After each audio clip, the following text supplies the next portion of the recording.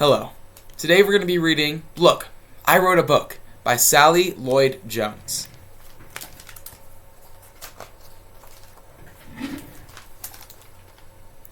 When you want to write a book, first you need a good idea. You can get your good ideas from your brain, a notebook, people, or even staring out the window. Where do you get your good ideas from?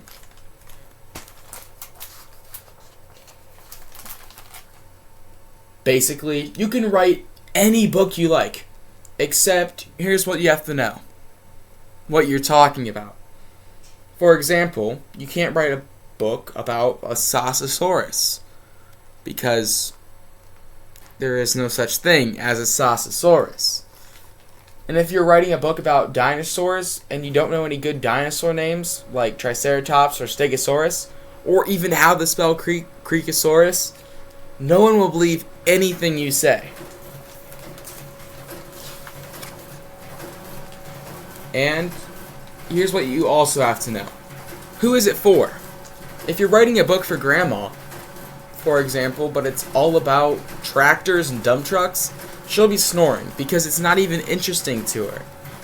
You should write about things that grandmas love, like the olden days, tap dancing, or even yourself. Who would you write your book for? If you're writing a bedtime book for babies, you can't have scary monsters inside, or they'll be screaming and not sleeping. Plus, you can't use big words like fragile or hilarious. You have to use only small ones, like blocks or bug.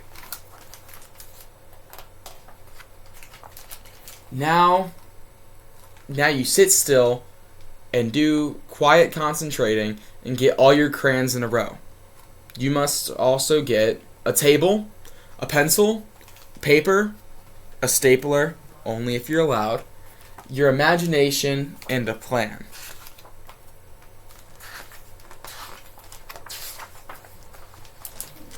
Now, you need a title. What is your story going to be called? Here are some good titles. How to Take Your Penguin for a Walk. Spiders on the Ceiling. Cleaning My Room. When I Was a Baby. Here are some not good titles. How to Change a Diaper.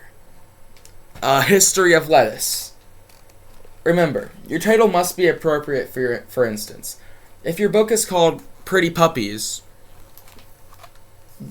but on the inside there are horrible trolls, readers could be disappointed. Plus, you definitely need a story. Basically, a story has a hero, something she wants, something stopping her, something happening, what goes wrong, how she gets what she wants in the end, and a finish. At last, you're ready to start writing. So, you write a beginning. Here's a bad beginning. First, we stood up. Next, we sat down. That would definitely win the most boring book ever prize. Here's a good beginning. Praying mantises have 6 legs and mandibles and eat their husbands. This is nonfiction because you absolutely didn't make it up. Or, a daddy had some children. One day he lost them. This is fiction because you made it up. Then you write the middle, where all the stuff goes. The daddy was worried. He looked everywhere. Where could he have put them? At the end, then you write the ending, which comes last. Suddenly, he found them. They were hiding in the closet. He was very happy. The end. Or, if you want to make people cry, you write a sad ending. Unfortunately, he didn't ever find them. He was very disappointed. The end. I always put the end, so everyone knows the story's over. If you put to be continued, everyone has to buy the next book. Now, have your juice and your snack. What's your favorite snack?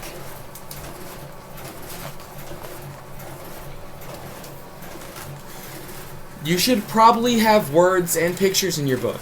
If you have no words, some people might not know what's happening and say, I don't get it. And if you don't even have one picture, then it might send everyone to sleep. When you're finished, you can show your book to your friends, and they might say things like, this baby is not very fascinating, or, I think we need more bunnies in here. Here's what else they might say. That was the most fantastic book ever. Are those bunnies or dinosaurs? Can there be a lightsaber? That was really wrong.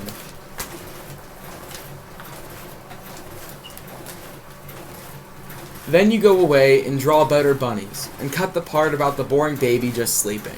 Which means you revise it. Which means it gets even better. Now you stick the pages together and make page numbers. You have to be able to count the pages, though. Next, you draw the best pictures with lots of color in it, and it goes on the front. That's the cover. On the back, you put what famous people thought of your book.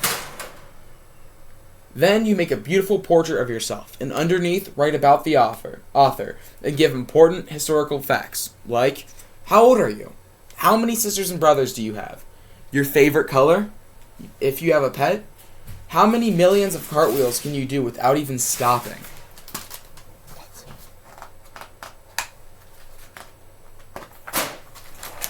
Now, you get people to buy your book. For instance, you could be friendly. Give them cookies. Let them play with your trucks. Or tie them to the chair. And that's how to write a book and be an author. And you can just go back to being a normal person.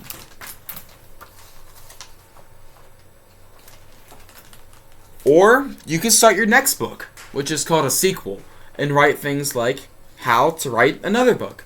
The Return of the Spiders on the Ceiling. The Daddy Who Lost His Children. Again! The Other Shoe. Come Home. What's a book that you'd like to write? Let me know. Now, we're going to do a little activity. So I'm going to show you guys 3 things that make me, me. And then you guys are going to go grab 3 things from your house, and you're going to show those and why they make you, you to your parents. So, first, I'm going to grab this book. I like reading nonfiction books, so that's why these books are important to me, because I believe that, you can always learn. Next, I have a tennis ball. I really like tennis, so, this is what I do with half my life, so that's why it's important to me. And finally, I have this notebook where I keep all my memories with all my friends and everything. Therefore, I can look back on it when I'm old, 30 years old, and I can be like, wow, the good old days. But what are your 3 items? You should grab them and show your parents. Bye.